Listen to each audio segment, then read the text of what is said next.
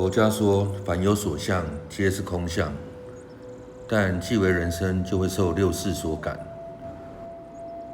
我常思考，大地万物带给我们的是心灵的升华，还是执着的沉沦？所以我喜欢走入不受人污染的地方，看看是否能增长一点智慧，悟出一些道理。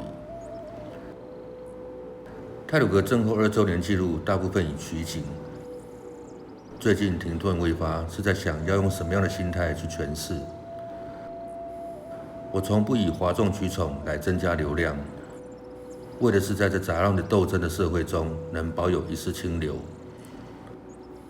大地的变化是提醒我们珍惜，很多事是转眼即逝，尤其只有短短数十寒暑的人生。既如此，又何来那么多的背道而驰？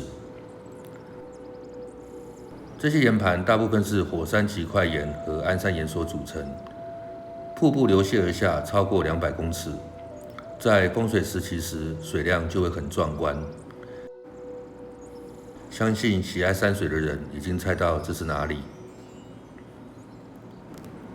台湾不乏令人深省的美景，只是在于会不会用心去看。颓废了几天，趁没下雨时来取景，顺便伺机，也感受了一场蓝雾的责备大地。